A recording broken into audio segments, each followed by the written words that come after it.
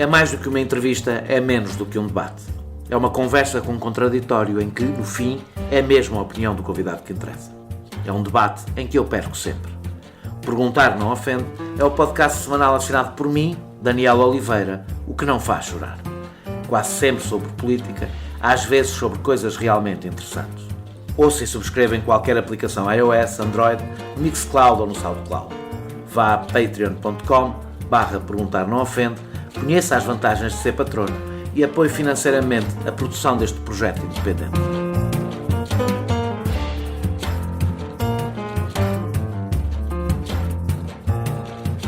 Alberto Matos foi candidato presidencial em 1996, tendo desistido antes das eleições a favor do candidato do PS, Jorge Sampaio.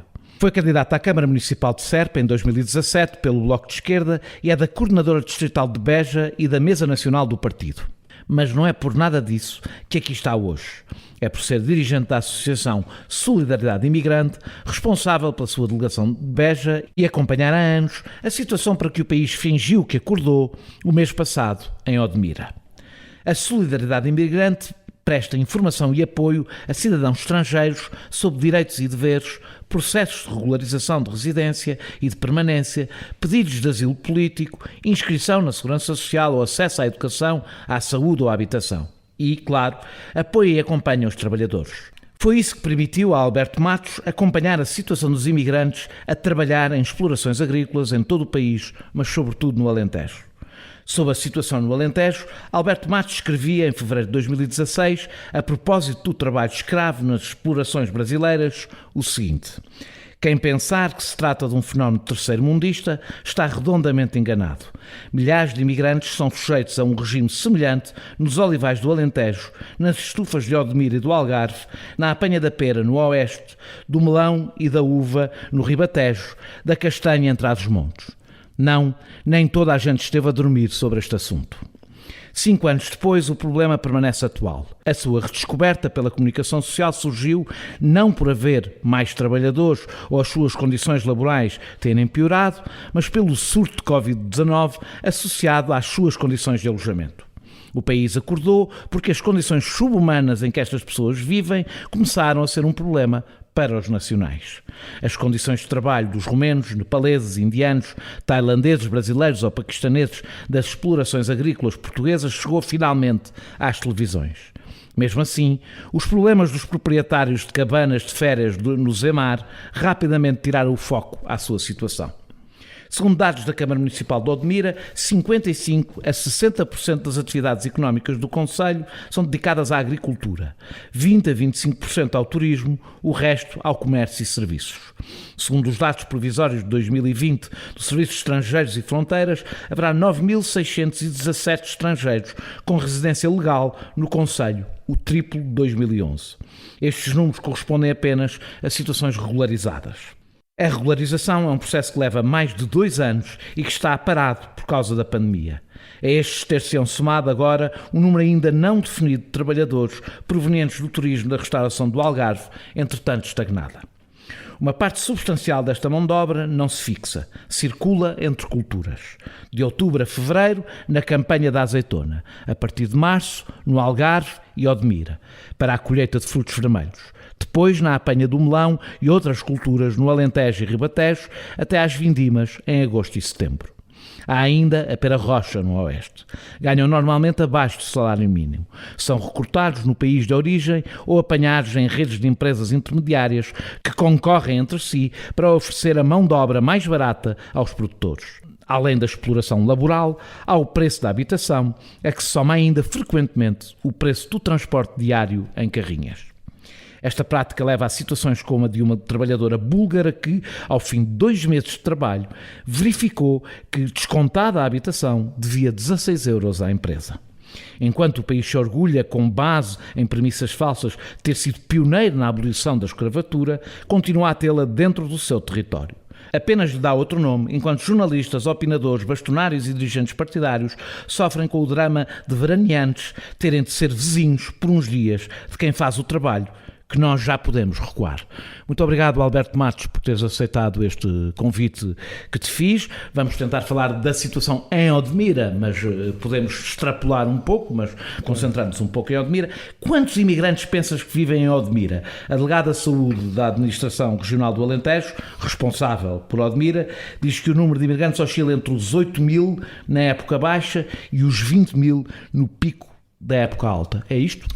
É basicamente isso. Eu diria que dos 9.000 que estão legalizados, o número dobra, duplica, portanto irá para os 18.000, 20.000, se a senhora delegada de saúde, enfim, terá outros dados, mas anda à volta disto, 18, 20.000. E Odmira aguenta esta pressão?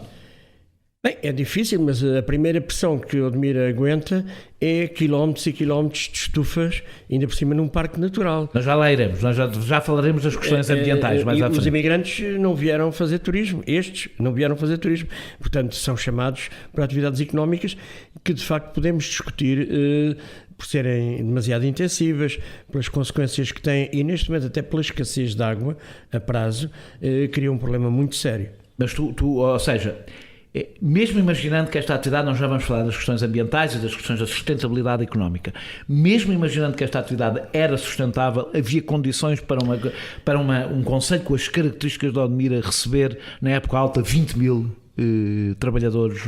Eu penso que sim, na medida em que o Concelho de Odmira é também, convém lembrar, o maior em área da Europa e do país, e na zona de São Teotónio, por acaso, é até a maior freguesia do país também. Mas o Concelho de Odmira é muito vasto. Se pensarmos em meter toda essa gente em aldeias como o Brejão, São Teotónio, ali num raio de 4, 5 km, até Mil Fontes, toda a costa, numa faixa estreita de 4, 5 km, é um pouco como no Algarve, uma faixa estreita, mas há aldeias no interior, como Saboia, que ficam a 20 km, Santa Clara, perto, aliás, da barragem que alimenta toda aquela área de regadio, São Martinho das Amoreiras, Lusianos. O Concelho de Odmira é muito vasto e nós precisávamos, todo o país, como sabemos, do ponto de vista demográfico, a imigração é bem-vinda e, aliás, introduz algumas oportunidades de rejuvenescimento da população e até de sustentabilidade dos nossos sistemas sociais, de segurança social e portanto, é uma oportunidade. A Escola de São Teotónio, que tem alunos de 25 nacionalidades, isso criou uma pressão e um problema, mas neste momento é inovador em termos de projetos pedagógicos e tem crianças, não é? Que é uma coisa que muitas escolas do Alentejo não têm, não é? Ora bem, nós ali não andamos a discutir o fecho de escolas ou até o fecho de extensões de saúde e de centros de saúde. Repara, isto é muito diferente de outras zonas do Alentejo. Ou seja, podemos achar que de facto é uma sobrecarga muito grande, não se consegue absorver tudo em condições dignas de um momento para o outro, mas o caminho é mesmo esse, é criar condições dignas, o que será também uma oportunidade de desenvolvimento e de crescimento equilibrado do próprio Concelho. Eu descrevi na introdução a rotatividade destes trabalhadores. Estamos a falar de jornaleiros, ou seja, tu chamaste-lhes os novos catarinos em comparação com a Catarina Eufébia. São jornaleiros ou não é bem assim a situação? São, e há até uma certa semelhança com as praças de Jorna, na medida em que, embora eles tenham um contrato vinculado a uma determinada empresa, e nos processos de legalização isso é muito importante, e felizmente Portugal abriu as leis de imigração, depois lá podemos ir, nos últimos anos, que é uma coisa que hoje está sob ataque da direita, as alterações da lei de imigração também falaremos disso mais à frente. 19, mas obriga a que haja um contrato. O problema é que muitas vezes esse contrato não é sequer executado com a empresa em nome do qual está. Nós temos, e não é só em Odmira, por exemplo, junto ao mercado de Beja às 6 da manhã, conheço uma empresa dessas, de trabalho temporário mais ou menos, que tem contratos com mais de 300 trabalhadores, desde a construção civil, e portanto, estando a descontar oficialmente por essa empresa, ali na hora, precisas, falando da construção civil, levas 10, o outro leva 20, o da agricultura leva 30, o outro leva 50. Quer dizer, há empresas destas que servem de verdadeiras plataformas giratórias de trabalhadores. E, portanto, nem sempre o contrato e o salário depois é pago. O que ainda permite margens de lucro maiores, porque é evidente que quando uma outra empresa subcontrata trabalhadores destes, tanto além de lhes pagar o salário, paga à empresa mãe, neste caso de cedência de trabalho temporário. Portanto, é uma selva de contratações e subcontratações de mão de obra e de serviços, não é? Porque é disso que estamos a falar. Portanto, estes são os que têm um contrato com a empresa. Há também quem tenha contratos com as empresas propriamente ditas. Haverá, mas é sempre uma minoria. É uma minoria. Eu em Odmira, as 17 empresas, as grandes, algumas das quais são multinacionais e com nomes até de capital americano e sobretudo sociedades anónimas, portanto a proveniência é pouco importante. Mas essas empresas dizem-nos, e disseram em alguns debates, que tinham 70% dos trabalhadores eram contratados por elas próprias. Evidentemente não representam todas, nem todo aquele universo. Eles próprios reconhecem isso. Mas eu depois perguntei, então e na altura dos picos de campanha da framboesa e tal? Aí temos que subcontratar, como é óbvio. Não, eles próprios não conseguem dizer, mas não acredito que sequer 50%. Portanto, ou seja, tem que estabilizar... 60% corresponde à época baixa, ou seja...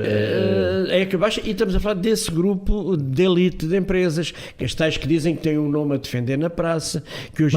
Mas é mentira que as empresas... Pelo menos quem conhece a zona diz-me que as empresas não são ali propriamente, não têm todas exatamente o mesmo comportamento. Que há empresas... Não têm. Que há empresas que apesar de tudo têm uma... Porque repara, a areia miúda, que é que serve, nomeadamente estas as prestadoras de serviços sobretudo, que se constituem na hora e que desaparecem no minuto, como nós costumamos dizer, portanto, essas empresas têm um comportamento absolutamente anárquico, selvagem, e portanto é o mercado a funcionar no seu pior. As outras, é o mercado a funcionar também, mas como eles dizem, até tem hoje um problema que está na moda, o slavery, portanto a escravatura moderna, modern slavery, e que eles nos mercados ingleses, etc. e tal, têm que ter muito cuidado com isso. Isto é, têm uma fachada a manter. E em relação aos trabalhadores que empregam, naturalmente não serão condições ideais, mas não há situações dessas de escravatura. O que há é nas subcontratações em que eles depois dizem que não é nada connosco. E isso sente-se sobretudo nos picos de campanha.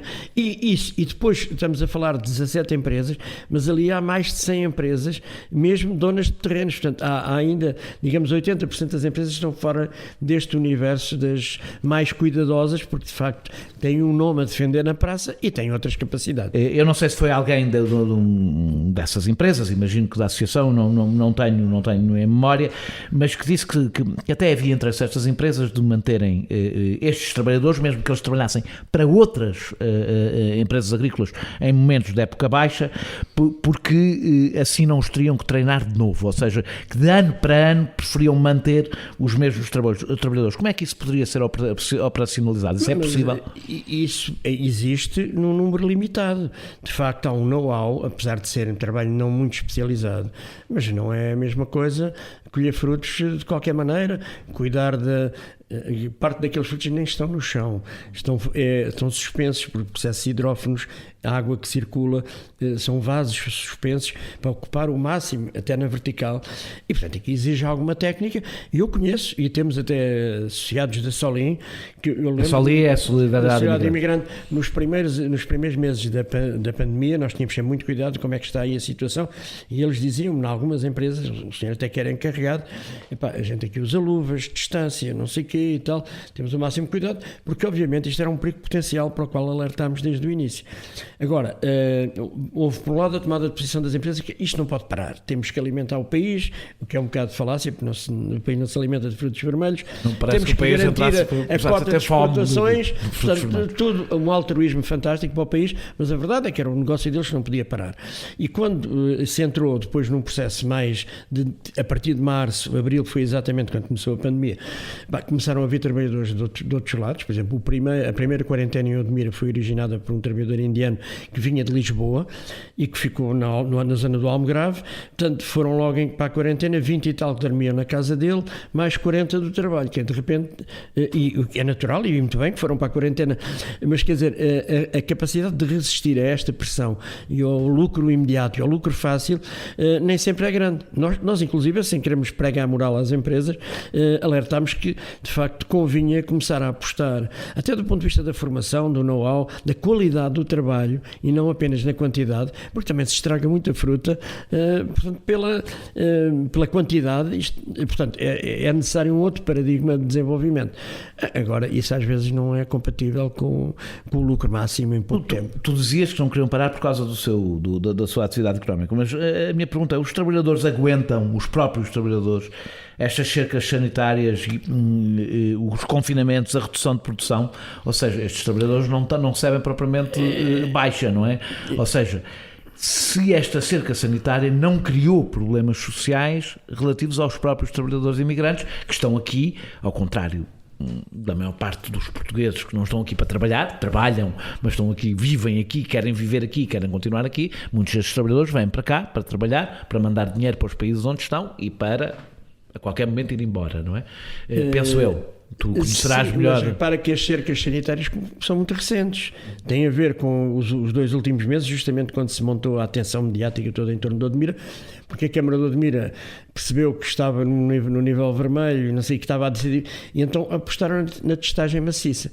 Ora, quando apostaram na testagem massiva, os resultados apareceram e, portanto, a cerca sanitária é muito recente. Durante este último ano, de facto, não houve bem essa situação. Houve algumas situações de quarentena, mas não eram generalizadas. Aliás, eu penso, e não quero ser alarmista, que se houver testagem massiva em Beja, em Serpa, em Ferreira do Alentejo, em Moura, sobretudo nas alturas da azeitona, aí vamos ter resultados muito semelhantes.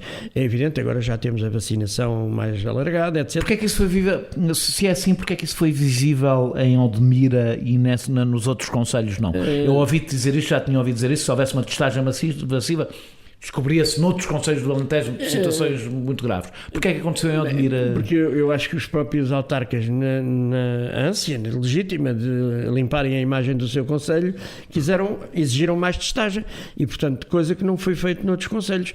Talvez com consciência ou não, por parte dos autarcas e por parte das próprias autoridades de saúde, mas porque a azeitona então é um negócio. Tens alguma ideia de que outros concelhos é que... Estou a falar de todo o interior do Alentejo. E estamos a falar de 2 grandes perímetros da rega. O do Mira, que é no litoral, que abrange sobretudo o de Mira. Abrange também um bocadinho de Ourique e Algesur, sobretudo no Algarve. Mas o Alqueva, portanto, com todo o seu potencial, e quando os ministros começam a conversa logo, isto são não sei quantos milhões da exportação, é evidente, não convinha testar a fundo. Isso tenho a certeza. Aliás, disse o ano passado que quando a pandemia foi, enfim, quando se começaram a tomar medidas em março, felizmente já estávamos no fim da campanha da azeitona, porque se isto tem calhado em meio da campanha da azeitona, tinha sido até uma catástrofe económica para esses interesses. Agora, este ano já, também, repara, começámos em outubro, houve ali aquele período que já estava um bocadinho pior, mas até ao Natal andou-se um bocado, bem, em termos nacionais, não houve tanta dramatização, e este ano também, curiosamente, a campanha da azeitona foi mais curta, foi um ano menos de produção, mas também, sobretudo, e isso é um outro problema que está por trás disto, foi um ano de baixa do preço do azeite no mercado internacional, porque estamos a caminhar rapidamente, agora falando do azeite, para uma superprodução a nível nacional. Eu já vou tratar, acredito ou não, já tinha uma pergunta já lá iremos. Já lá iremos sobre Odmira, não, como era sobre a economia. Através de patreon.com/perguntar não ofende, pode apoiar diretamente a produção deste projeto independente. Porquê é que o vírus espalhou tão facilmente nos imigrantes de Odmira? Foram as condições de habitação? Porque apesar disso não era feita a testagem pelas empresas. O que é que explicou uma coisa tão explosiva ali? Bem, as condições de habitação, em primeiro lugar, a promiscuidade total, mas isso é em Odmira, e falando na cidade de Beja, eu estive há tempos numa televisão, já não me lembro qual, num prédio onde vivem 80 pessoas, quer dizer, e um prédio miserável, em condições terríveis e tal, em que pagavam 50 euros por mês cada um, pronto. Aliás, houve um caso de Covid, eu acompanhei na cidade de Beja alguns casos de isolamento, de quarentena, até em instalações preparadas pela Câmara, com algum cuidado, mas, portanto, essas condições não existem só em Odmira, existem do ponto de vista da habitação em muitos outros lados, em contentores e sobretudo nas aldeias e em casebres miseráveis nas próprias habitações, cidades, vilas e aldeias. Vamos falar um bocadinho mais das condições de trabalho, depois ainda voltaremos à questão da habitação. Porquê é que falas em escravatura quando falas do que acontece em Odmira? Convém clarificar conceitos.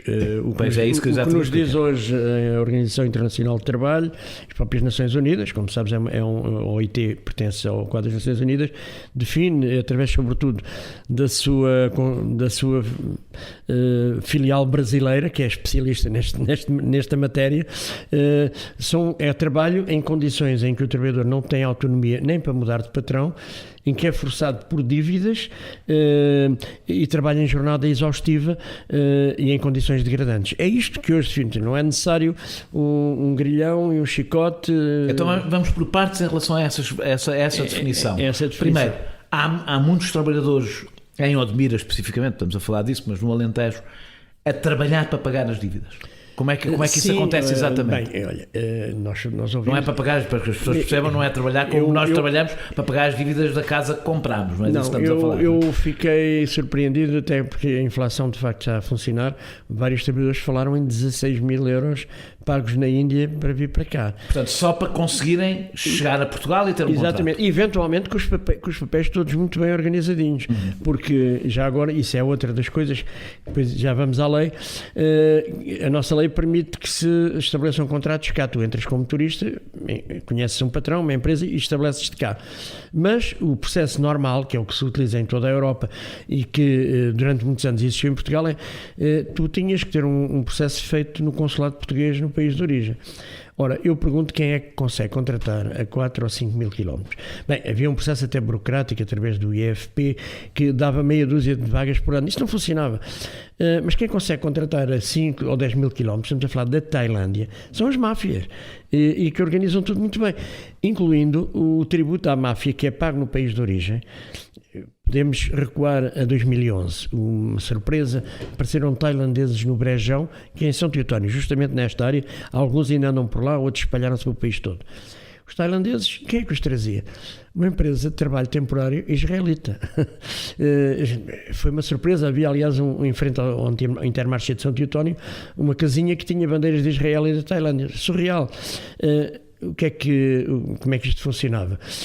Já agora era uma empresa israelita que costumava levar também para o Médio Oriente trabalhadores, suponho eu até para manter os palestinianos no desemprego parte do tempo, não tinham de facto, e que trazia, nós soubemos disso, através do maior sindicato do serviço doméstico do mundo, que é uma organização filipina, trazia para o Médio Oriente trabalhadoras para serviço doméstico, para todo o serviço. Caso estão no Dubai, já agora vendidas aos sheiks árabes, para a Arábia Saudita, Dubai e para o próprio Israel.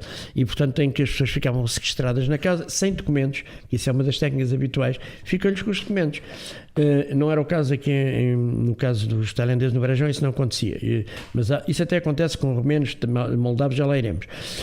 O que eu dizia é que o que é que aconteceu? A primeira tailandesa que te arranjou um namorado alentejano foi mandada regressar de imediato. E na altura alertámos as autoridades, houve autoridades, não interessa agora quem, mas que se empenharam diretamente. A mulher foi recuperada para uma casa-abrigo e eu posso dizer que vi no telemóvel de uma das autoridades, não era policial, mas de uma das autoridades, ameaças de morte.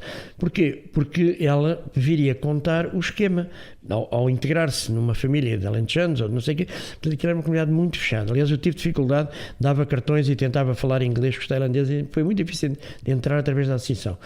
E então o esquema era este de 6 mil euros, na altura eram 6 mil euros que eles tinham que pagar na Tailândia, dito por essa moça, que entretanto acho que ainda anda por cá e felizmente fez cá a sua vida.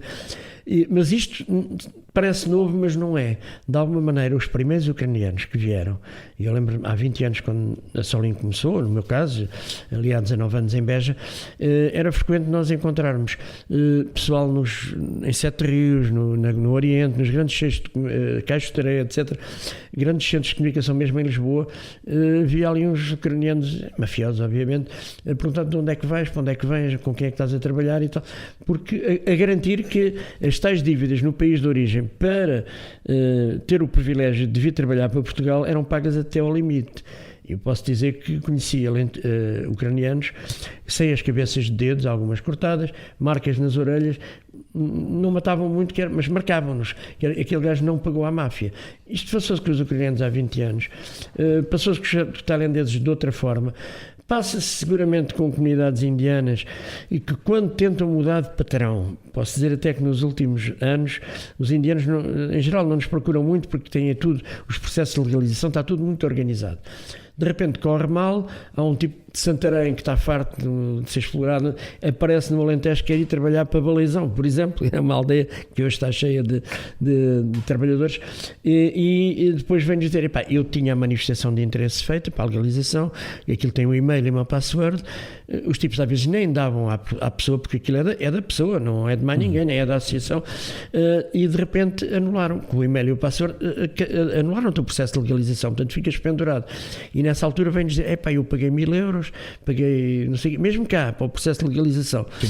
Portanto, digamos que esses intermediários cá, por um lado, são garantia de que as dívidas da máfia lá são pagas até à exaustão, até ao fim, e por outro lado, quanto mais tempo conseguirem controlá-los cá, vão-lhes sacando dinheiritos, seja da legalização, seja disto, seja daquilo, sendo que aí à segunda ou à terceira vaga as comunidades começam-se a libertar. Aconteceu com os ucranianos, viram-se um bocado livres deste circuito, legalizaram-se, alguns até se naturalizaram portugueses, com bons portugueses. Mas é mais improvável isso com o tipo de trabalhadores que vêm da Índia, do Nepal e da Tailândia. Acontece também. Percebemos agora claramente disso. Pode ser essa rapariga tailandesa fazia um gesto feio que era assim, o pescoço, o papá, mamã ameaçados lá na terra, porque também tem este problema. As famílias ficam um sinal com a mão no pescoço, assim, à volta do pescoço. Ou seja, portanto, é um esquema que, variando das comunidades, variando um pouco das culturas, por exemplo, falámos aqui ainda muito pouco de africanos que têm um peso de cerca de 50% no Alqueva, são menos em Odmira. Os africanos, sobretudo da África Ocidental, Senegal, Guinés, Gâmbia, Mali, etc., representam um peso muito significativo. E, curiosamente, não há tanto este esquema cá, mas é preciso não esquecer que eles, para cá chegarem, atravessaram desertos e o Mediterrâneo. E se o Mediterrâneo é hoje a maior vala comum, como se sabe, o deserto não é menos. E, portanto, esses quando cá chegam, passaram isso tudo, normalmente, não sei se é uma questão também cultural ou outra, há menos controle de máfias no pessoal africano. Isso é uma coisa que eu noto, embora haja também ligações muito fortes, via religiosa e outras, mas isso, enfim, não tem, é outro esquema, mas não há tanto este fenómeno mafioso como se nota, por exemplo, com as comunidades que eu referi. Tu tinhas falado de outras características da escravatura, portanto, a primeira era essa, pagar dívidas, outras duas, com o tempo já me esqueci quais eram. Não poder mudar de patrão, porque precisamente porque estás a dever, e é o velho esquema da abolição da escravatura, como tu sabes, o pessoal depois não podia sair porque estava sempre a dever na cantina, em África. Isso é tu cada vez devias mais e não podias vir embora. Isso aconteceu com os angolanos, foram para São Tomé e outros, e em todas as colónias. Portanto, a retenção de documentos pura e dura, e depois a jornada exaustiva e o desgaste psicológico. Qual é o controle que as autoridades fazem realmente dessas situações? Quando vão às propriedades, etc., pedem os documentos, há uma pergunta básica que se faz sempre, que é justamente quem é o teu patrão. E mesmo isto já representou uma mudança de paradigma, por exemplo, da ACT. Eu tenho que a ACT não fazia essa pergunta. Eu tenho a dizer o melhor do pessoal da ACT, que são poucos. Em Beja, neste momento, corrigiram-me, já não são 4, são 12, talvez fruto agora também desta questão do Odmira, ainda bem. O CEF, o pessoal que trabalha no CEF, no Alentejo, felizmente não temos este tipo de fenómenos que nós vemos aqui no aeroporto, etc. Mas enfim, não vou discutir isso agora. Mas mudaram o paradigma. E isto foi-nos relatado até por pessoal da ACT. Há 20 anos, no Alqueva, acontecia um fenómeno durante a construção do Alqueva, que era, regularmente o CEF e a ACT recebiam telefonemas a dizer assim: há ali não sei quantos ilegais. E eles iam lá, Não prendiam, mas identificavam os ilegais, não os expulsavam na maior parte dos casos, davam-lhe uns papelinhos a dizer que tinham 20 dias para abandonar o país, o CEF, claro que mudavam de sítio, mas o CEF não tem capacidade nem para expulsar criminosos cadastrados, enfim, levam 1 ou 2 de volta ao país de origem, mas não tem inspectores que é para mais. Mas o fenómeno era recorrente, de 15 em 15 dias, ou de mês a mês havia um telefonema, estão ali uns ilegais. A certa altura o pessoal apercebeu-se que eram os patrões que faziam o telefonema, porque o CEF ia lá, enxutava-os, eles não lhes pagavam e continuavam a não pagar e vinham sempre mais. O facto de serem ilegais torna-nos, aliás, bastante fácil fazer chantagem sobre eles. Deu em Alqueva, por exemplo, uma mega operação montada que foi cercada durante 3 dias e ninguém saía dali sem dizer quem é o teu patrão. É aquela pergunta básica. E inclusive deu, depois com as autorizações de permanência do Guterres em 2001, que nós criticámos muito, obviamente, porque eram coisas precárias, só cá podia estar enquanto tivesses trabalho, etc. Mas começou-se um processo de identificar, e inclusive para renovar essas autorizações de permanência, e posso dizer que foi aí que eu comecei a desenvolver a atividade da Solinha em Beja, era preciso ou ter os descontos da Segurança Social em dia, que era muito difícil, porque o desporto favorito do patronato era de facto fugir à Segurança Social, ainda mais com imigrantes, ou uma declaração de uma associação ou de um sindicato que substituía os descontos e que dizia ele trabalhou para este, para aquele, e portanto depois a Segurança Social que fosse à procura dos patrões. De facto, a responsabilidade de não pagar não é, os trabalhadores não podem pagar a sua Segurança Social, são as empresas que fazem os descontos. Portanto, muitas vezes retinham-lhe os 11%, retinham-lhe os 23, os 22,75% das próprias empresas e ficavam com tudo no bolso e não entregavam nada à Segurança Social. Portanto, foi por aí que nós começámos, curiosamente, e portanto é um fenómeno que ainda hoje se verifica. Portanto, esta situação de não haver muitas vezes um patrão identificado, isto era a precariedade absoluta, era pessoal que estava mesmo ilegal. Felizmente, a partir de 2001 começou a haver esse processo das APs, depois houve uma evolução... As APs são... autorizações de permanência, que depois lá se transformaram em autorizações de residência. Ao fim de 5 ou 6 anos, agora é 5, as pessoas podiam se naturalizar portuguesas. Depois os mais qualificados do leste, engenheiros, etc., que anda um bailarino do Bolshoi que eu conheci nas obras na Vidigueira, foram-se embora porque tinham qualificações como bons portugueses foram para a Alemanha ou para o outro lado qualquer, isso é, ou pelo menos do Alentejo vieram para a Grande Lisboa. E portanto depois houve um processo de regularizações pelo Correio no tempo do Durão Barroso, houve até um processo especial para brasileiros quando cá veio o Lula, que nós nunca simpatizámos muito com isso de ser um privilégio para alguém só porque fala português ou para outros, até que depois em 2007, fruto de muitas manifestações, surgiu a lei já no tempo do Sócrates, que não era perfeita, e que nós conseguimos melhorar substancialmente em 2017 e depois em 2019. Isto porquê? O efeito chamado é de facto da economia. Os imigrantes vêm na mesma. A diferença é só, estão legais ou estão ilegais? Se estiverem ilegais, além de estarem muito mais vulneráveis, e isso é o que nos preocupa mais, já agora não descontam para a Segurança Social, não descontam para as finanças, etc. Portanto, o país também perde e quem ganha é a economia paralela. Eu ia deixar isto mais para o fim da entrevista, mas vou aproveitar e faço esta pergunta agora. Há quem considere que foi a alteração da lei dos estrangeiros que criou o efeito de chamada que é responsável pela situação que agora se vive em Odmira e no Alentejo. O que é que eu queria que me explicasses o que é que respondes a este argumento, ou seja, o que é que esta lei mudou e porque é que isto não é a razão? Ok, primeiro convém explicar qual foi de facto a alteração e até qual é o panorama europeu.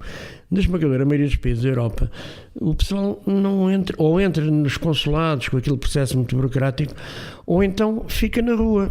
O Champapié em França, a Andaluzia é o caos, ali mesmo ao lado do Alentejo, em Lepe, Huelva, nós temos cidades de cartão e de plástico subterrâneas, pessoal que vive em barracas enterradas na terra, barracas do pior, aliás as Almarias, onde o Vox teve aquele crescimento todo, portanto é o caos, mas eles não os expulsam, mesmo este que estão nas Canárias agora, isso é recorrente, quando mudam os muros em Ceuta e Melilla, apertam em Ceuta e Melilla, a malta vem mais pelas Canárias, ou então vem pela Líbia e por Lampedusa.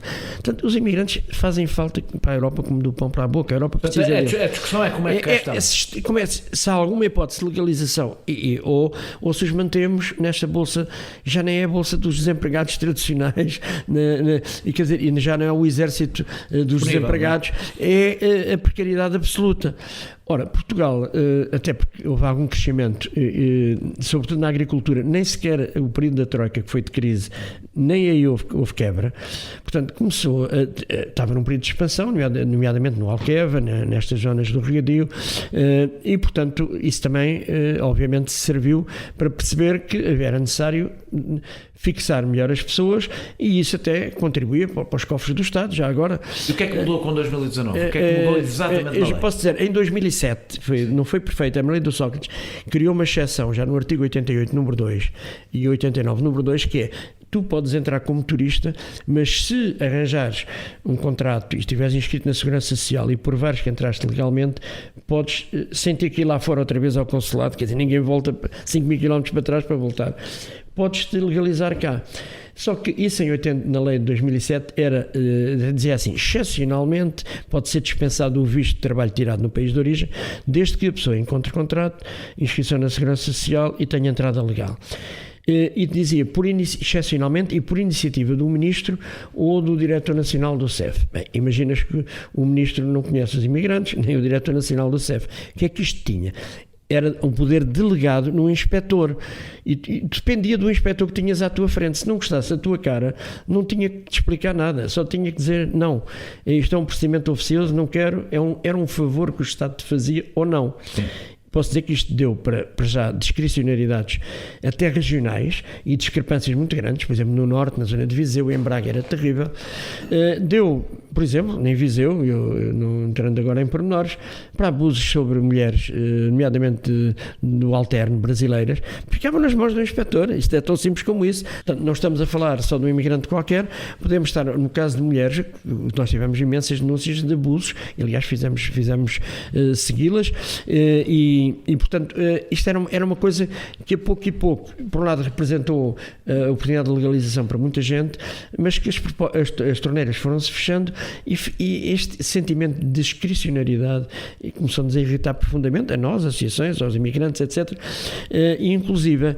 em 2019 deixou de ser assim, deixou de ser excepcional. Em 2017, sim. O que é que eu posso dizer isso, porque conheço profundamente as mudanças, ao pormenor, nós negociámos-las, nós discutimos-las, nós associações com grupos parlamentares, e portanto, primeiro tira daí o excepcional, porque não é excepcional. Na verdade, a maioria dos contratos fazem-se cá, cara a cara com o patrão, com a empresa, assim, e através... ou se fazem-se cá ou fazem-se por via de intermediários, porque as empresas... em muitos casos é entregá-los à máfia. Claro. Pronto. A outra coisa é... mas não é um convite, deixa-me só antes de entrar nas minudências, a acusação de que isso é um convite para que venham, mesmo que não saibam se têm trabalho. Não, eles já cá estavam, e disparou inclusive o número de legalizações de pessoas que já cá estavam, que não se conseguiam legalizar, porque já agora a lei de 2007... Tu percebes qual é o raciocínio, o raciocínio de quem critica? Mas já lá vamos. O que estamos a dizer é: venham, mesmo que não tenham trabalho... Não, venham, se arranjares trabalho, é exatamente ao contrário. Se tiveres um contrato, é claro que isso tem que ser verificado, etc. E se tiveres a descontar para a Segurança Social, já 1 ano de desconto para a Segurança Social, não é fácil. Até porque os patrões continuam a fugir aos descontos para a Segurança Social. Até a ideia é: se trabalhas cá, tens direito a ser legalizado. Exatamente. E, portanto, acontecia muito que pessoas estavam... Por exemplo, o CEF, nessa lei de 2017, ainda impunha uma regra discricionária, que era: se tu chegasses, arranjasses trabalho e metesses, era online, submetias o formulário, se tivessem passado menos de 6 meses, era automaticamente recusado. Isto é, obrigavam-te a estar ilegal 6 meses. Por exemplo, os vistos dos brasileiros são de 90 dias, outros países são de 1 mês, obrigavam-te a estar ilegal até aos 6 meses, só depois é que podias. Portanto, durante 6 meses andavas a penar, mas já trabalhavas, mas estavas sujeito a tudo. E no fim ainda pagavas uma multa porque excedeste o período de entrada legal. Portanto, era uma receita muito forte para o Estado. Posso dizer que uma autorização de residência custava 500 euros em média na altura, eram 250 da própria autorização de residência, que já era muito cara, mais 250 de multa. Aqueles eram forçados porque tinham que estar até aos 6 meses à espera. As autorizações têm esses preços? É um absurdo. Estamos a falar de trabalhadores com poucos recursos. Que dava o Estado, o CEF é dos organismos do Estado que mais lucro dá. Deu até para pagar, o CEF, aliás, diz isso, que dão lucro ao Ministério da Administração Interna brutal. Não é? É o departamento do Ministério pago por trabalhadores que ganham mal. Mal. E, portanto, tudo isto era absolutamente... esta mudança, o que é que deu? Primeiro, janeiro. A mudança, para que as pessoas A mudança percebam, de 2017. se eu percebi bem, resumiu-se a isto. Deixa de ser excepcional, porque isso também era uma declaração, não valia o que valia. Depois, deixa de ser por iniciativa do Ministro ou do diretor do CEF, isto é, deixa de ser um procedimento oficioso. Um favorzinho que o Estado te faz é a requerimento do imigrante, desde que tenha contrato, inscrição na Segurança Social e prova de entrada legal, pode não. E isso teve um efeito. Requerer. Isso teve efeito no aumento do número de imigrantes em Odmira, por que exemplo. se legalizaram teve. Não é que se legalizaram. Estavam. Eu estou a dizer o número de imigrantes, de pessoas. De imigrantes legalizados, obviamente. Eu sei que legalizados sim. Eu estou a perguntar é, número de imigrantes legais, mais ilegais, houve alguma alteração por causa dessa lei? Porque o que dizem é a situação piorou, há uma grande pressão porque se abriu as portas e vieram todos. Até tem outra coisa. Já agora, uma autorização de residência em Portugal não dá para trabalhar na Alemanha, nem em Espanha, nem em lado nenhum. A autorização de residência em Portugal dá-te para viajar. Mas não respondeste à pergunta. pergunta. As máfias podem explorar isso. Eu não nego que as máfias possam explorar, no sentido de que, vamos ali pedir uma autorização de residência, porque ali é fácil. Não é. Já vamos explicar que não é. E depois podes ir para a Alemanha, mesmo ilegal, e se calhar um trabalho ilegal na Alemanha é mais bem pago do que trabalho legal cá. Pode haver coisas destas, não é? Não é tão bem pago. Não estou a dizer que é bem pago. Os matadores, os romenos, os matadores alemães, e estamos a falar da União Europeia, os romenos, é como se fossem turistas, sem papéis, sem nada, basta o cartão de cidadão deles, ou o bilhete de identidade, ganham 2,5€ a hora. A Bélgica já pôs a Alemanha no Tribunal Europeu por dumping salarial e social. Portanto, não é tudo, nem nesses países é uma maravilha. Estamos a falar do romeno. Só não respondeste à pergunta que eu fiz. Agora, em relação... Houve um aumento do número de imigrantes, não digo legais, número de imigrantes, legais ou ilegais, pessoas, por causa desta alteração da lei no Alentejo e em Odmira? No imediato não. O que houve foi o aumento, porque o Alqueva está a crescer, todos os anos se planta mais, houve mais imigrantes nessas campanhas. Portanto, mas o efeito chamado é sobretudo da economia. E esse é que é o determinante. Aliás, os imigrantes, aqui entre nós, os imigrantes não vêm se não tiverem emprego, não é? Claro. Não... E já agora, aqui entre nós, é preciso desmontar uma ideia que é fácil obter a autorização de residência em Portugal. Bem, neste momento é o caos. Neste momento tu esperas mais de um ano só para receber uma mensagem a dizer que o seu processo foi aceite, mas daí a teres marcação, neste momento refere-se à pandemia. Ultrapassa os 2 anos. Refere-se à pandemia. A pandemia e outro fator muito importante é o caos absoluto no CEF, fruto do que se passou no aeroporto, etc., que eu acho que o CEF tem que ser profundamente remodelado, etc. Não vamos agora entrar por essa discussão, não é o nosso tema, mas o CEF, ninguém sabe quem é que manda no CEF. E há uma certa greve de zelo e por outro lado, até há greves agora anunciadas, enfim, não vamos também discutir esse tema aqui, mas, portanto, está tudo à espera de qualquer coisa, à espera de Godot, eventualmente, e temos um governo que fez bem uma coisa no início da pandemia, que atribuiu, através de despachos e ao abrigo do estado de emergência, deu a toda a gente que já estava inscrita para se legalizar uma espécie de autorização de residência provisória, que é um certificado do registro de manifestação de interesse. Tu extrais aquilo online, podes imprimir e com aquilo dá-te para ter número do utente de saúde, dá-te para ter até subsídio de desemprego se já tiveres descontos, e dá-te acesso aos serviços públicos, embora tu vais tirar a carta de condução e os gajos dizem que não é nada com ele. Portanto, isso é a burocracia habitual do Estado. Mas agora, são vidas precárias, porque deu isso, primeiro foi até 30 de junho do ano 2020, depois em outubro prolongou até 31 de março, agora já em abril prolongou até 31 de dezembro. Quer dizer, são pessoas, nunca dizem às pessoas quando é que vão ter mesmo a autorização de residência. E isto criou uma bolsa. Nós podemos dizer que antes da lei de 2017, fruto de outra estupidez, já podemos falar, que era o conceito de entrada legal, já havia, nós falávamos na altura em 30 mil e ninguém nos desmentiu, o que criou uma pressão enorme de atrasados, processos que estavam pendentes e tal. Isto depois aliviou um bocadinho, mas neste momento temos mais de 50 mil, de certeza, à espera, não é só do fim da pandemia, à espera que alguém saiba o futuro do CEF ou do CEA, se for Serviços Estrangeiros e Asilo, como é que se separa a parte policial da parte administrativa, coisa com que nós estamos de acordo, mas é preciso dizer que há muitos inspectores que são essenciais ao processo administrativo, quer dizer, os trabalhadores normais, administrativos, não inspectores, não têm só por si capacidade, porque os inspectores têm uma presença muito forte, o que não é bom nem mau, é um facto, e portanto não se transforma por decreto. Olá, eu sou a Raquel Marinho e pode ouvir o meu podcast de poesia associado ao Perguntar Não Ofende em opoemaensinacair.pt. Escreveste uma vez que quem semeia clandestinos arrisca-se a colher escravos. Isso tem a ver com aquilo que discutimos em relação à lei. Queres explicar um pouco melhor esta expressão? Ou seja, tu falaste há pouco da importância do regulamento, de regularizar.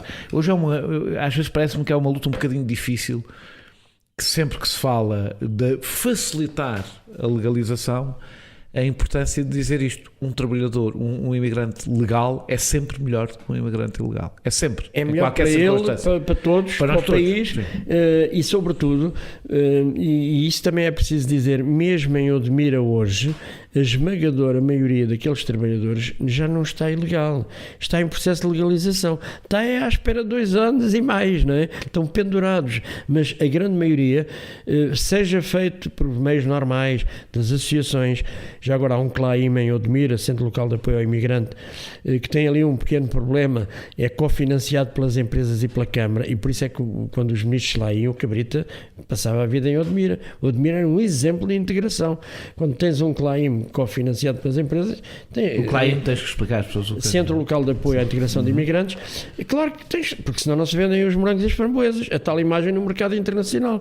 E estou a falar das 17, é cofinanciado por essas 17 empregadoras maiores que até têm uma imagem a defender, claro que não representam. Mas tu achas que deve haver um trabalho conjunto com os empregadores? Deve haver, mas estou a dizer, esse CLAIM, outra coisa é uma instituição que não é sequer uma associação, o CLAIM é uma extensão do CNAI, Centro Nacional, que por sua vez é uma coisa que depende dos ministérios, portanto é um prolongamento do aparelho de Estado, mas ali localmente aquilo é cofinanciado pelas empresas. Acho que não havia necessidade, sinceramente, porque obviamente estão muito mais empenhados, percebem de alguma maneira a dizer que está tudo a correr bem, mas eles ali em Odmira, nesse CNAIM, fizeram milhares de processos de legalização.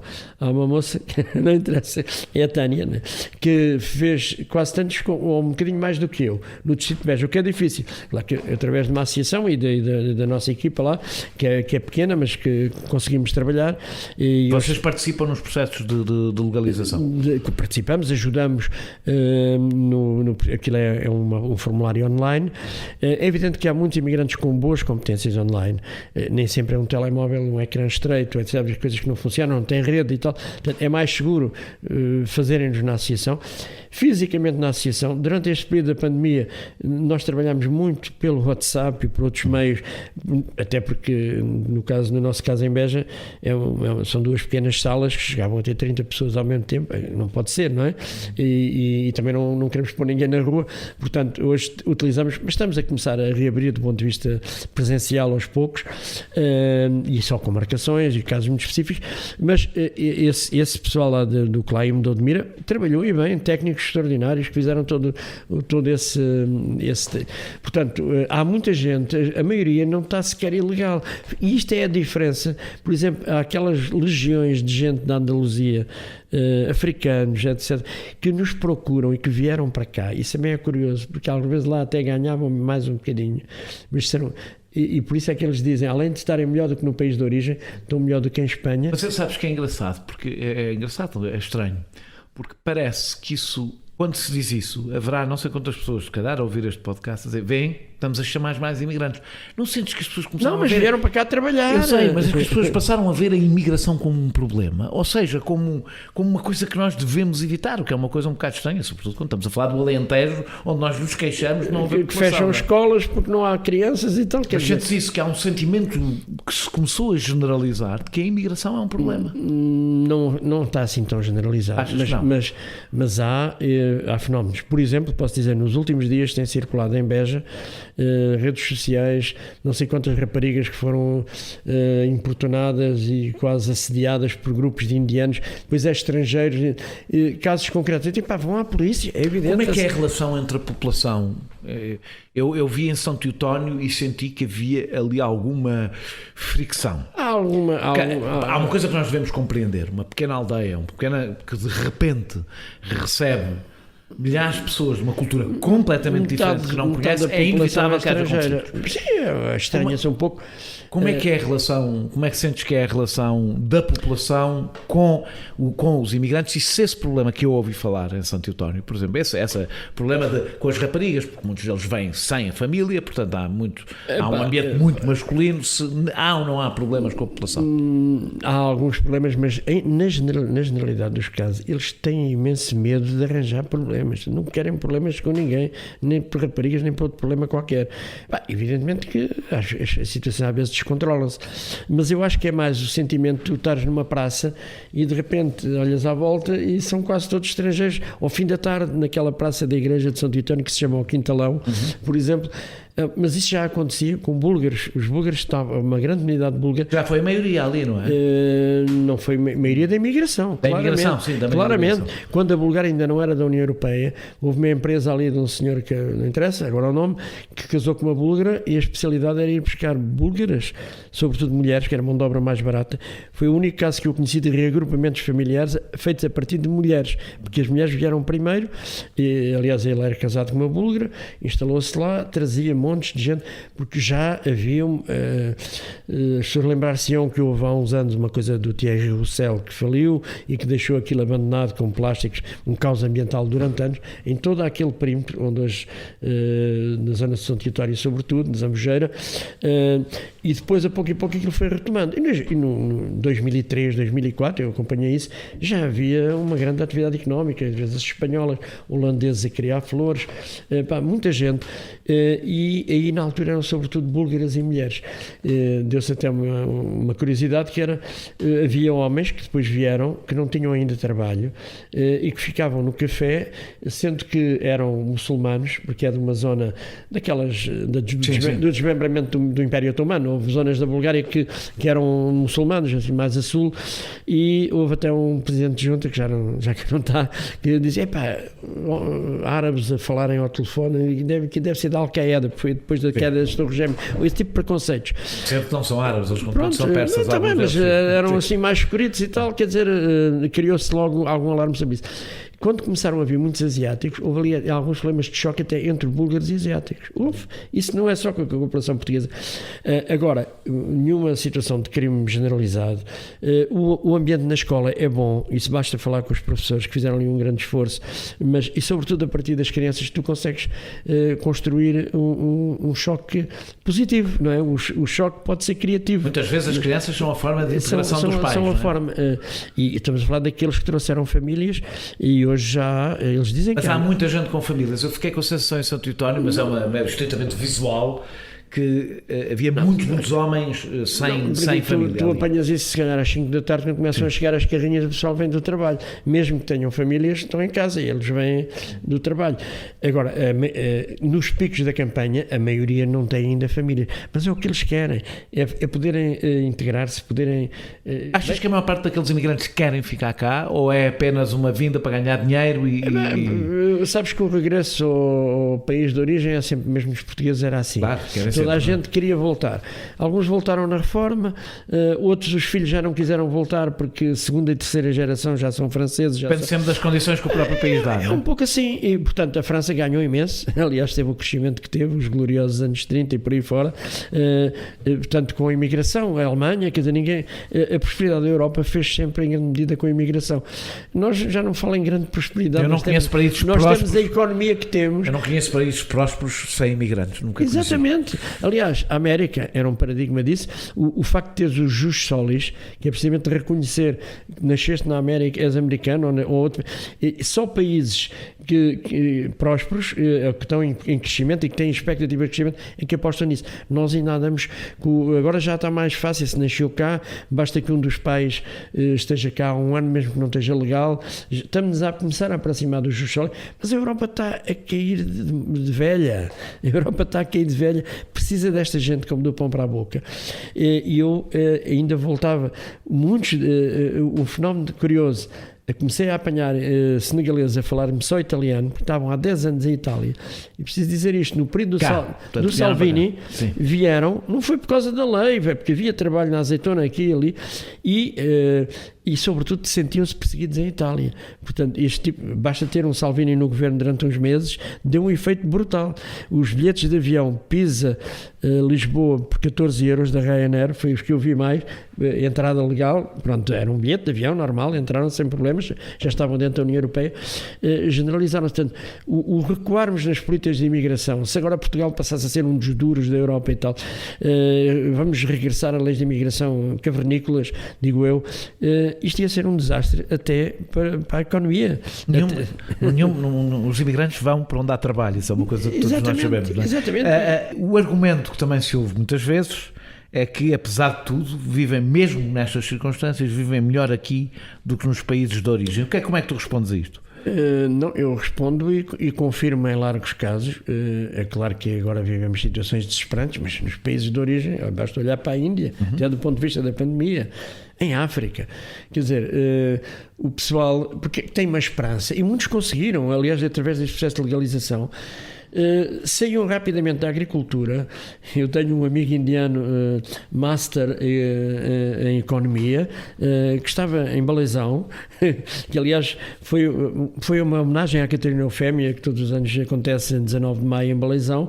Foi um grande grupo de indianos que viviam ali ao lado do cemitério, e um dia expliquei-lhes que vocês agora são os novos catarinos. Por exemplo, esse homem foi para um hotel no Algarve, e eu disse-lhe há um ano e tal, antes da pandemia, hotel trabalhar, se eles não forem parvos, deem uns 2 anos tu és o gerente do hotel. Mas era mesmo, tinha mestrado em economia, era um tipo altamente formado, como há muitos na Índia.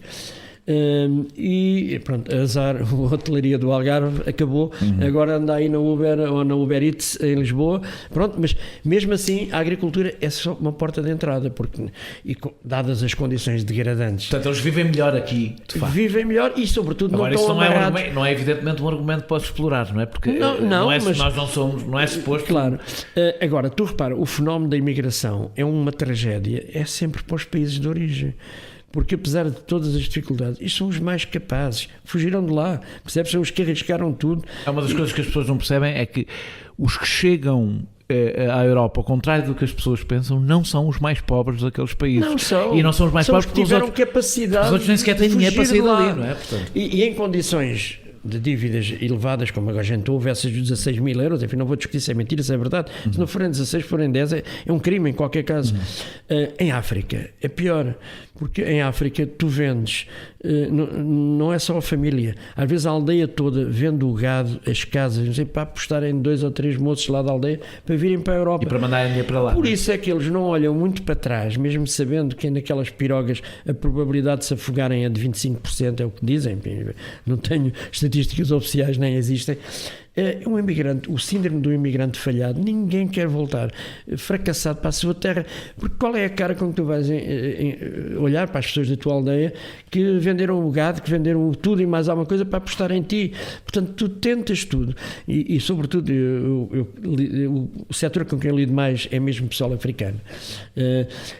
Eles dizem, atravessaram de facto há 2 e 3 tentativas, que uns vieram por Marrocos, outros vieram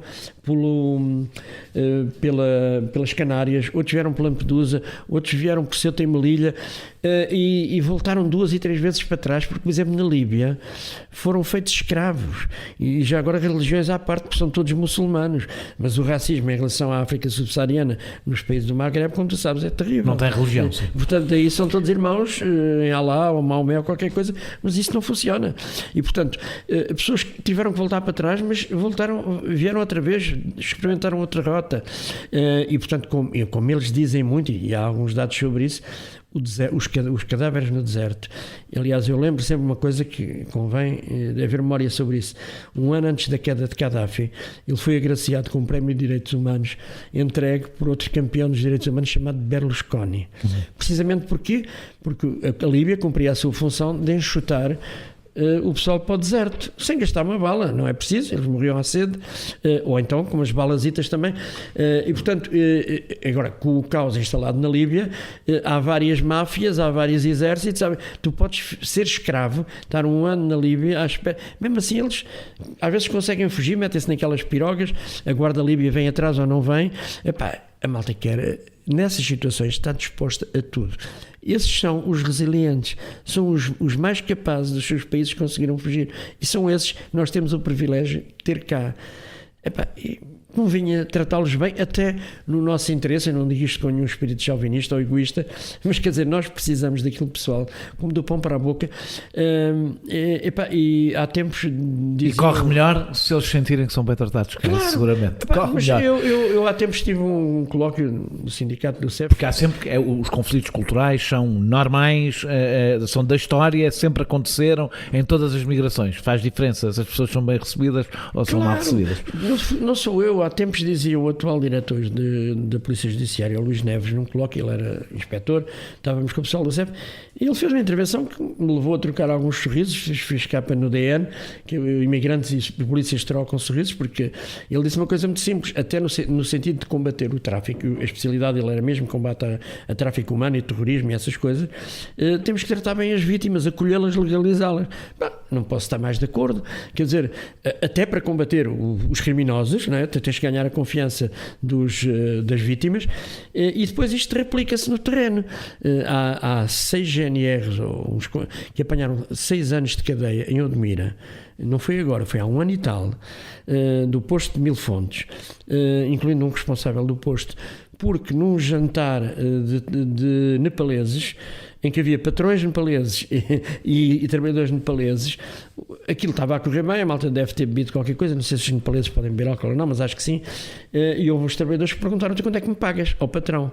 Portanto, aproveitaram o espírito descontraído para apresentar as suas reivindicações à mesa.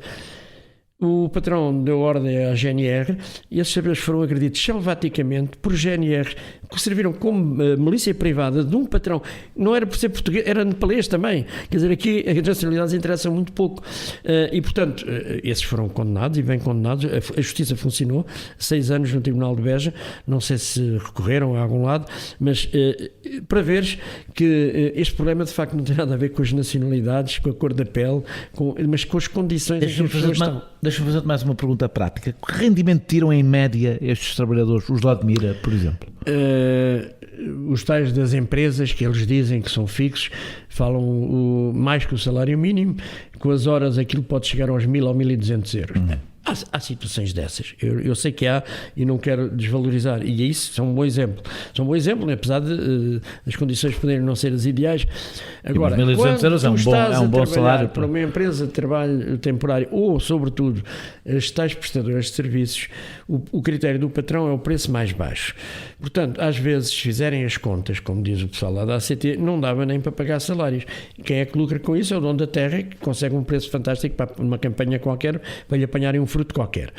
É claro que isto só é possível, no contrato tens o salário mínimo, mas aí se trabalhaste 30 dias, chover não ganhas, não trabalhas não ganhas, às vezes até à hora, só trabalhaste de manhã, não trabalhaste à tarde, ninguém chega aos 600 euros, mas depois se pagares 130, 150, 100 na habitação, se descontares o preço das carrinhas, bem, chega a uma altura que a malta leva 200 ou 300 euros para casa.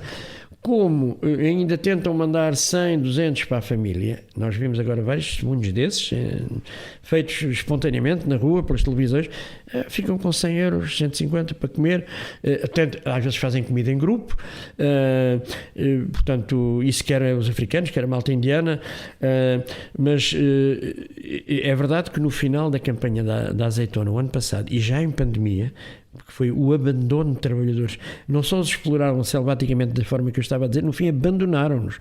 Nós em Baleizão, e tivemos no mini mercado local, que só há um, é o Continente lá do sítio, malta amiga que eu até conheço, que vende ali, e diz, a vê-los, em vez de comprarem, compravam comida normal, etc. Até introduziram novas espécies como o gengibre, que nunca se tinha vendido em Balizão. Começaram a comprar uma couve, umas batatas para 5, 6 homens cozerem por dia. E, portanto, passaram fome. Portanto, além de todo o outro crime, é o abandono de trabalhadores. Isso aconteceu no final da pandemia, é claro que... Isto tem, o que eles recebem também tem um efeito geral para rebaixa o conjunto dos salários. Se bem que os portugueses não estão ali muito disponíveis para aquele tipo de trabalho, imagino eu. Muito poucos, embora, e quando há, eu estou-te a falar, moro em Serpa, conheço equipas de malta de Serpa que vai à azeitona. Sobretudo em olival mais tradicional, e porque alguns proprietários, nesses mais, porque quando é em quantidade, quando é no intensivo e super intensivo, querem lá saber. É a quantidade que interessa. Nem sabem quem lá está. Né? Pronto, nem sabem. Aliás, às vezes, agricultores, o Paulo Barriga, meu amigo que é jornalista, às vezes diz isso, os tipos conhecem as árvores, as espécies, as plantas, conhecem tudo. Não sabem o nome de um trabalhador, porque nem é deles. Pronto. Mas eu conheço grupos de malta portuguesa que vai à azeitona, grupos de 5, 6, etc. Mas isto é menos de 90%, é menos até de 95%. E, sobretudo, tens jovens, porque ainda há no Alentejo, destas aldeias, Pias, Balizão, Valvargo, Vidigueira, etc., que vão todos os anos para a França e para a Suíça. Como é óbvio, ninguém quer ser escravo na sua terra. E, portanto, se houver condições decentes para o trabalho agrícola, já agora até haverá mais portugueses a trabalhar como assalariados no trabalho agrícola. Do que eu vi dos 300 trabalhadores numa determinada empresa, no Conselho de Odmira, 70% eram estrangeiros, e os portugueses é sobretudo trabalho administrativo, não é? Portugueses administrativos, encarregados, etc. Pronto, naturalmente, mas são muito poucos. Já agora havia bastantes brasileiros na agricultura, agora também já não se nota muito. O pessoal passou muito para a hotelaria, que hoje está numa crise terrível, e portanto... aí o domínio da língua dá-lhes uma vantagem. Deu-lhes uma grande vantagem, dá-lhes, naturalmente. Vamos falar da habitação. Estamos a falar de margens de lucro nos aluguéis das casas. Já vamos falar dos contentores, mas agora vamos falar das casas. Lucros de 200% e 300% em arrendamento de quartos ou contentores também sobrelotados. Isto não responsabiliza também a população de Odmira? Ou seja, esta é a parte mais difícil desta conversa, que nós falamos dos patrões, mas se não há, apesar de tudo, nestes sítios, sobretudo em sítios pobres, não é? Onde não havia atividades económicas, um aproveitar da situação generalizado. Claro que há, não só da pessoa individual que aluga o quarto ou a casa, que já não conseguia alugar a ninguém, absolutamente especulativos, mas aluga ao intermediário. Mas o intermediário, por sua vez, as tais casas onde tu pagas 1.000 de renda e já é muito bem paga, é um negócio nunca visto para o homem lá da aldeia, alugar a casa por 1.000 euros, mas ele cobrou aos trabalhadores 4.000, portanto, margens de lucro de 300%. E o outro dia, não foi na brincadeira, foi na convenção do Bloco de Esquerda, utilizei esta imagem. O Marx tem uma coisa muito conhecida, que é o capital a 10% entusiasma-se, a 20% começa a perder a cabeça, a 50% não sei o quê, a 100% desrespeita todas as leis humanas e a 300% comete qualquer crime. Isto foi escrito numa nota de rodapé do livro primeiro do Capital.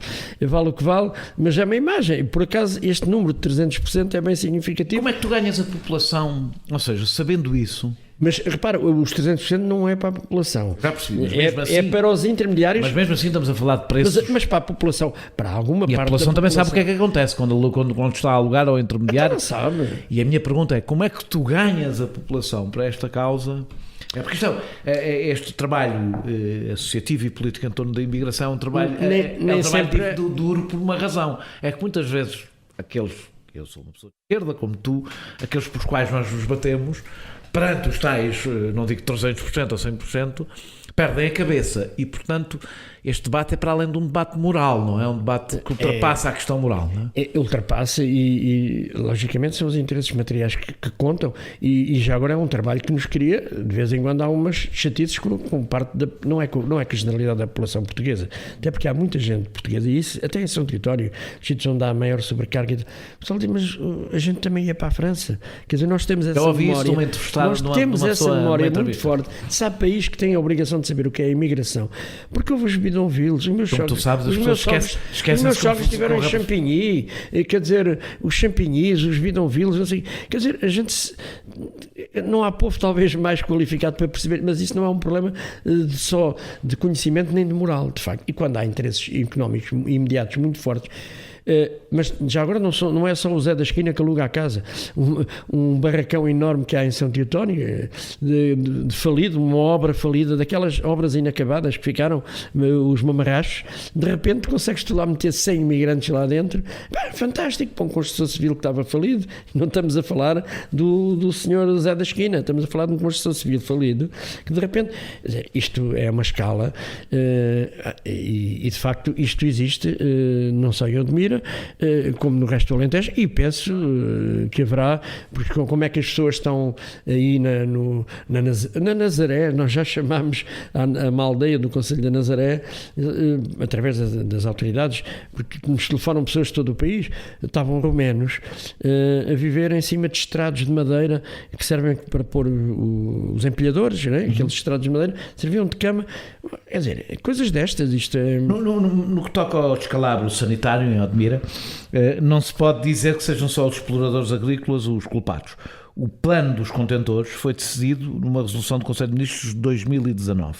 São ou não uma solução de alojamento os contentores? Em minha opinião, e aqui falo não apenas uma associação de médicos, na minha perspectiva, não são, pelo seguinte: primeiro, eles têm um diagnóstico, que é que já existem 270 grupos de contentores, que agora já são 290 grupos, ou seja, milhares, porque cada grupo pode ter 4, 5, 10, 20. Há alguma ideia de quantas pessoas vivem nesses contentores? Portanto, e esses, o próprio plano do Governo reconhece que não pode ser.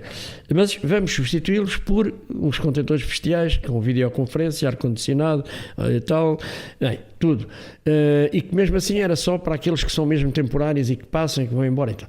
O que nós tememos é que, por um lado, nem os que estão em condições inaceitáveis, esses tais 270 grupos, Não são tens nenhuma ideia de desmantelados. quantas pessoas poderão viver nesses contentores? Tenho, então multiplica 270 grupos, se forem 4 em cada contentor, portanto já estávamos, mas como são grupos de contentores, estamos a falar de 5, 6 mil, que é o que eles dizem, que andam por ali, portanto que já lá estão, em contentores que o próprio plano do Governo reconhece não têm condições. Ora, não só não se tiram os velhos, como se tu, supondo agora que tiravam os velhos todos, davas licenças de edificação em zona de paisagem protegida, onde não se pode construir nada, isso era só por 10 anos. Diz-me uma coisa. Eu acho que era como a história dos definitivos e dos provisórios, aquele tabaco que a gente Sim, não sei. Antes de irmos à autorização de edificação e a solução, como é que reagiste à afirmação do dirigente da CAP que disse que gostaria de passar férias num daqueles contentores? Deu para rir, aliás. Mas o que é que aquilo diz? Eu acho que é gozar com as pessoas, com todos nós. Mas o que é que achas? Que eu devo dizer, eu ouvi aquilo e fiquei, para além da piada, não é, do humor negro, e o que é que aquilo significa? Significa desconhecimento da realidade de uma confederação de associações, portanto, que aquelas associações fazem parte, significa total insensibilidade em relação à questão. O que é que tu sentes por parte de quem representa os empresários? Como insensibilidade e como... Fica chocado. Achas que eles sabem que aquilo... Sabem. Mesmo que o homem não seja lá de Odmira, é da CAP, quer dizer, que diabo, é uma organização, gostes ou não, e portanto tem a obrigação de conhecer as condições no terreno.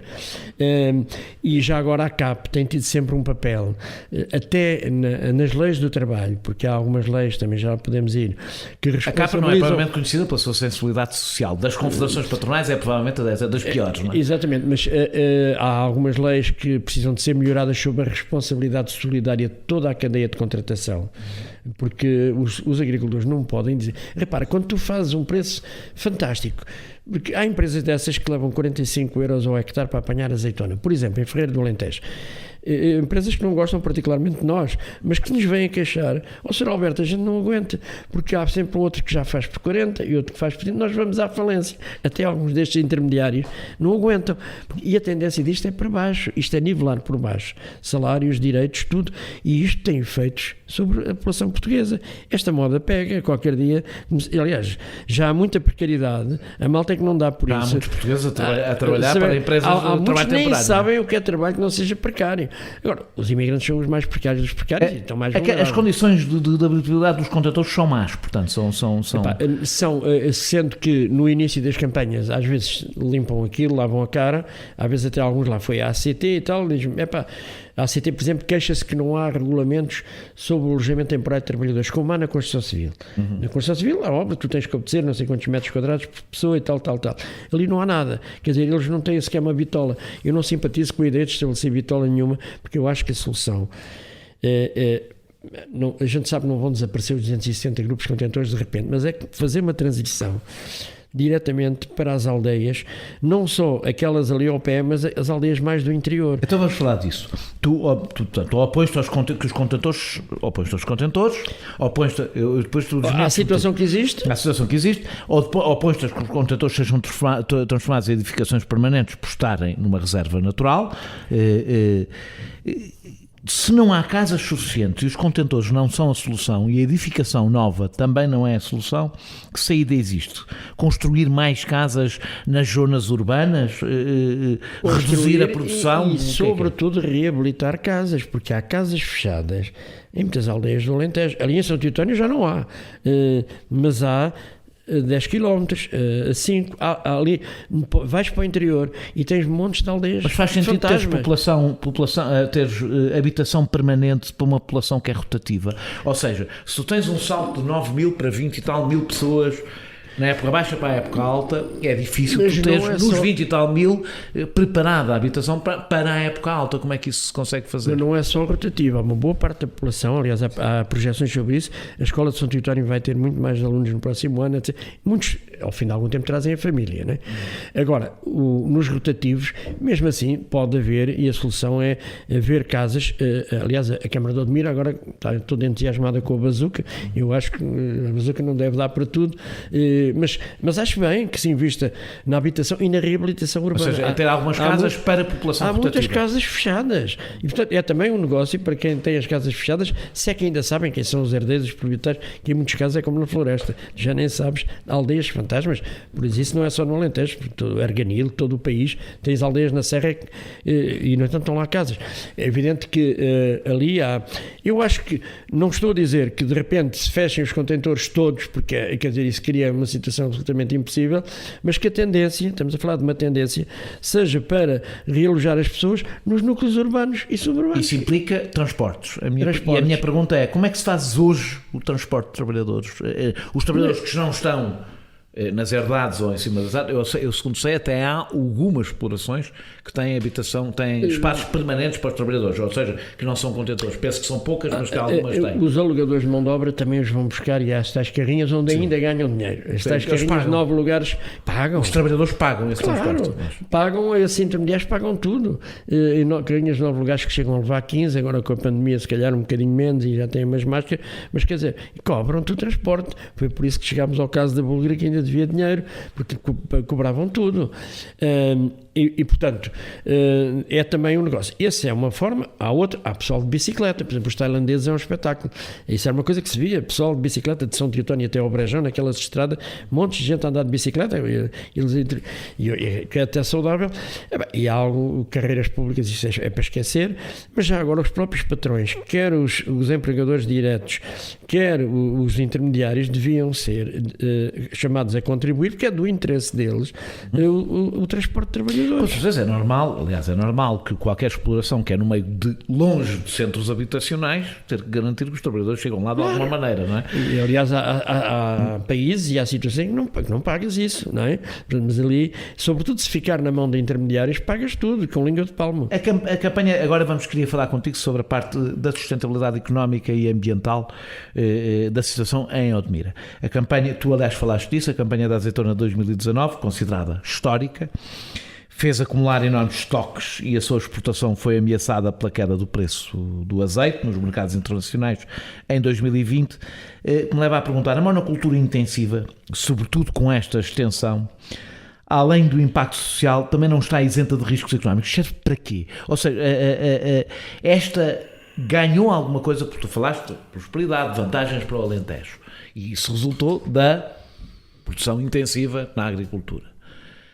Por outro lado, parece-me que tens um discurso crítico em relação à sustentabilidade desse tipo de modelo. Qual é o meio termo? Ou seja, isto é a primeira vez que o Alentejo tem atividade económica há muito tempo. Como é que contrarias essa ideia que há muito tempo e dizes que isto é insustentável? Há um conceito também já muito antigo, que é as crises de superprodução. E neste momento já há olival intensivo no Egito, sem falar na China. Quer dizer, isto quando está a dar, vão todos a correr para o mesmo lado, e depois é pelo preço mais baixo. Ora, se calhar, tu achas que isto se calhar no Egito tens uma dobra mais barata, digo eu, apesar de tudo, e apesar destes esquemas mafiosos que nós temos por aqui. Portanto, apostar todas as fichas numa cultura, ainda por cima se for super intensiva, e depois já agora deixa, e tem custos ambientais muito fortes, a pergunta que eu te vou fazer, e daí a uns tempos alguém há de pagar a fatura. É um risco, e portanto a diversificação cultural, a rotação de culturas, quando é possível. Agora, estabeleces culturas permanentes, não há rotação possível, e portanto, às vezes, isto é uma coisa que acho absolutamente, não é idiota, porque eles sabem o que estão a dizer. Só há 80 mil hectares de olival intensivo no Alentejo, e o Alentejo tem 3 milhões de hectares. 3 milhões de hectares, entendamos, são 30 mil quilómetros quadrados. É a superfície toda do Alentejo, incluindo Évora, Beja, as cidades. Quer dizer, mais faltava que possas comparar.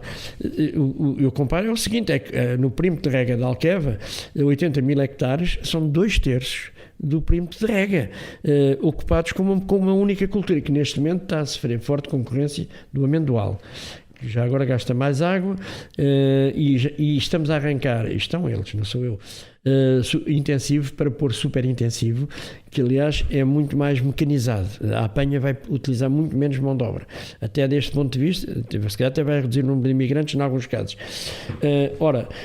Tu estares a apostar 2/3 num perímetro de rega, a caminhar, e eles estão com estas duas, o amendoal e o olival, qualquer dia temos 80% do perímetro de rega ocupado com este tipo de culturas.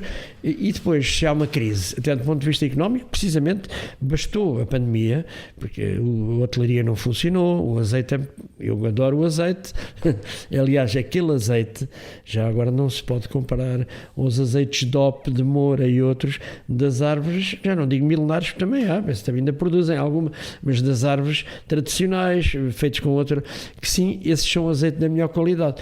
Mas um mau azeite é sempre um bom óleo, portanto isso vende-se no mercado internacional, vende-se sempre.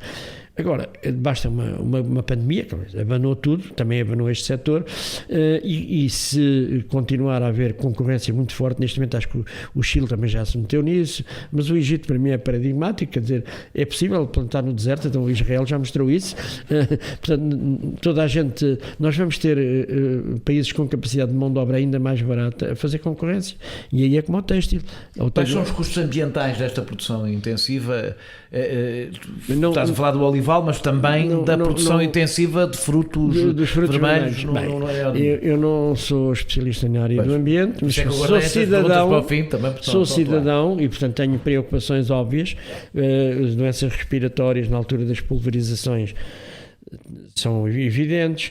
Os homens que trabalham naquelas máquinas de andar a pulverizar, há montes de doenças de cancros, etc. Isso é uma coisa que a gente conhece, as pessoas em Serpa, estou a falar de pessoas concretas que têm morrido nos últimos anos, mas sobretudo o recurso à água, porque a água, além de se infiltrarem, portanto, os químicos nos lençóis freáticos, a quantidade e a qualidade, e quanto menor é a quantidade, a qualidade degrada-se. O Alqueva agora está nos 80%, a não ser que porque choveu muito aí em fevereiro. Mas já agora tem problemas de algas de Espanha, etc. E tal. Também tem Espanha toda aqui. E mais, o Alqueva agora quer os homens dos abacates do Algarve, quer os espanhóis do Elva, querem recolher água no Pomarão, que é onde o Guadiana volta a ser internacional, querem apanhar para a barragem de Odeleite, para regar os abacates no Algarve e os citrinos e outras culturas intensivas na Andaluzia. Ora, não há são monoculturas a mais. É o nosso Alqueva, é a Alqueva a montante um pouco. O problema é nós não termos uma agricultura de sequeiro, que é aquilo que o Alentejo... Não, mas o regadio fazia falta. Eu pessoalmente tenho uma dúvida sobre isso. É um problema de diversificação e de não gastar tudo. A barragem de Santa Clara, agora voltando ao Odmira, está neste momento, depois de ter chovido muito, ficou nos 50%. E com a expansão que é prevista, já agora da área de plásticos, de estufas, etc., porque esses novos contentores não são inocentes, é porque se prevê poder triplicar, para já poder e não há água para pôr isso tudo. Fora do próprio perímetro do Parque Natural, onde nem devia haver nada disso, mas enfim, porque há estufas em duna primária, já agora. Portanto, a água de Santa Clara está difícil. Agora vais apanhar o verão, eles próprios, porque ainda por cima o circuito, aquilo é uma coisa mais antiga, aquele regadio, tem aquelas valas que a gente vê no Festival da Zambujeira, aquilo vai tudo para o mar. Portanto, no fim não há sequer um circuito de reutilização, embora a qualidade muita daquela água já estava suficientemente degradada para não ter, pelo menos obrigaria a grandes filtragens e coisas do género. Portanto, mas no caso da barragem de Santa Clara, aquilo está a ficar crítico, sem falar na barragem da Rocha em Ourique. Tudo isso depois está ligado ao grande sistema de Alqueva. A Santa Clara, que é do Mira, e Alqueva ainda não comunicam, mas as bacias do Guadiana e do Sado já comunicam. E, portanto, a degradação da qualidade da água que vem associada à baixa da qualidade, pois é evidente, os produtos químicos estão lá, mas se a quantidade for grande, aquilo está mais diluído, não é? E, portanto, a quantidade e a qualidade, aliás, não é preciso saber filosofia para saber que há uma relação entre quantidade e qualidade, preocupa-me substancialmente do ponto de vista ambiental. E há um dia em que tens que escolher. A minha dúvida é... É para consumo humano ou é para regar? A minha dúvida é, nós dizemos, e estamos a dizer muito, e eu próprio também o digo, o país não pode depender exclusivamente do turismo. Foi a mola da economia nos últimos anos. Temos que depender de atividades produtivas. Depois, quando chegamos, isto é o que o cidadão comum, olha, quando de repente começamos a falar da agricultura intensiva, o país não pode depender exclusivamente da já agora elas chocam-se. Turismo. Chocam. E a minha pergunta é: o que é que falta para o Alentejo, pensando no Alentejo, que é uma zona deprimida há décadas, não é? Há décadas, para dizer o mínimo, não é? Há mais do que décadas. Qual é a situação equilibrada ali possível, onde seja possível uma agricultura, o turismo cresceu no Alentejo, qual é ali a situação equilibrada que permita garantir essas tuas preocupações, as nossas, de todos, ambientais e de sustentabilidade económica com todas as outras atividades? Bem, se tivesse a solução na mão, certamente ganhava as eleições no Alentejo. Ainda por cima, já agora, como tu sabes, nos imigrantes não ganhas voto nenhum e às vezes ainda espantas alguns que... Pronto, mas tirando isso, na verdade, tem que haver menos ganância em todos os setores, porque e depois é esta coisa normal do mercado a funcionar sem regras, que vai tudo para um lado, ou agora os subsídios é tudo para isto e depois é tudo para aquilo, porque já agora a política de subsídios da própria União Europeia, que está absolutamente distorcida, ali, por exemplo, cria muito pouco emprego, precisamente porque os empregadores não têm, e ainda hoje se baseia no histórico desde os anos 90, quer dizer, há ali coisas até que já não batem certo, e nós temos, aliás, um grupo de missões importantes de pessoas das comissões de acompanhamento da PAC, como o Francisco Cordeville e técnicos, demitiram-se já 5 dessas comissões de aconselhamento do governo e todos da área do Partido Socialista, justamente porque eles dizem que os fundos vão todos para o Alentejo, não em função de produção, nem de emprego, nem de qualidade de emprego, porque a esmagadora maioria do trabalho agrícola é criado nas zonas de minifúndio e de média propriedade, mais a norte, que não têm fundos. Portanto, isto está tudo desequilibrado. Portanto, é evidente, não estou a dizer por via fiscal, por via dos fundos, por via da fiscalização, mas é possível e é necessário pôr ordem nisto. Aliás, eu agora também não vou desenvolver esse tema, não compete a mim, mas na Assembleia da República, no último ano, houve mais de 10 projetos de vários partidos sobre o ordenamento agrícola. Por exemplo, áreas máximas, tu vais 40 km do Olival, quer dizer, corredores ecológicos, onde é que isso está? Distâncias às aldeias, até para salvaguardar as pulverizações, esse tipo de coisa. o que é um drama foi que foram todos chumbados sem alternativa. O Partido Socialista, que tem alguma responsabilidade no governo, não é? Tem toda. Quer dizer, uma coisa é chumbar os outros porque foram muito radicais, do PAN, do Bloco, do PC, até o CDS pediu para fazer mais um estudo, embora vale o que vale. Foi tudo chumbado liminarmente sem alternativa. É evidente que quando tu começas uma discussão no Parlamento, por exemplo, sobre a Admira, e tens a Ministra da Agricultura, que até lá no terreno disse que era preciso castigar os prevaricadores, mas começa a discussão a dizer, estamos a falar de 200 milhões em exportações, quer dizer, acabou. Quer dizer, é a submissão total a interesses, ainda por cima, não são muito estáveis, são coisas de conjuntura, que daí a 2 ou 3 anos podes ter uma crise maior. Se deixar de dar, vão embora. O Thierry Roussel foi assim à descarada, terás alguma memória disto, foi nos anos 80, de repente era a solução para o pessoal da reforma agrária que ficou todo desempregado, vinham buscar, e era tudo portugueses, ao interior, a Ferreira do Alentejo, mais para o interior, ia tudo ali, foi um mar de plástico, o homem recebeu 100 milhões da União Europeia, o que é que foi? Um belo dia fechou, ficaram os plásticos. Eu acho que não foi por ter aprendido essa lição, porque infelizmente aprende-se um pouco as lições, mas enfim, os interesses instalados, apesar de tudo, são mais diversificados, lá está. Aquele era só um especulador, fechou a loja ali, foi para a Nigéria, foi para não sei onde e tal. Nós não podemos estar entregues nas mãos de especuladores, e até a especulação, se houver algum Estado decente, tem que lhe pôr regras, porque é evidente, o especulador procura sempre o máximo e a curto prazo. Ficaste impressionado com a reação dos proprietários das cabanas de férias Zemar nesta situação? Fiquei sobretudo dos interesses que se movimentaram logo ali à porta. Bastonário, da Ordem dos Advogados. Eu confesso que falei nos dias seguintes com a Comissão de Direitos Humanos da Ordem dos Advogados, que foram lá e muito bem, fizeram uma série de perguntas. Agora, um bastonário, meia dúzia de casos ali, em primeiro lugar, eu devo dizer que a requisição civil numa situação desta é absolutamente legítima em abstrato. Aquela estava mal feita, acho que é um ali, ponto assente. Acho que agora foi feita com os pés, mais uma vez, foi à cabrita, quer dizer, à cabrita, e sem desresponsabilizar o resto do governo, que eles sabiam do que é que estavam a falar, a Câmara de Odmira conhece o terreno. E era relativamente fácil fazer aquilo bem feito, não é?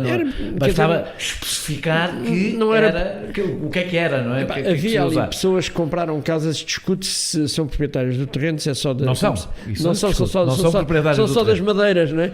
São só das madeiras, e a qualquer momento, se aquilo falir, tem que tirar de lá. Mas já agora também foram enganados seguramente pelos especuladores do Zemar. O Zemar, aliás, está entregue aos devedores, aos credores, aqui o empreendente está mais que falido. Portanto, essas pessoas que eram vítimas também colaterais, pagaram alguma coisa pelos casos, acho que pagaram, e, quer dizer, era escusado ir chatear aqueles, ou deixar muito claro que havia outra zona lá dentro. Como tu sabes, quando mal ficou claro que não era, eles continuaram, ou seja, que não iam para as suas casas, eles continuaram a opor-se.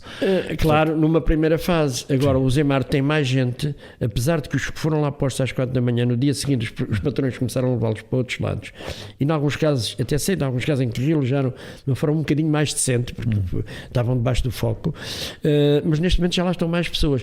E também não lá estão mais pessoas, que é mais imigrantes. Mais imigrantes. No Zemar. E não são infectados.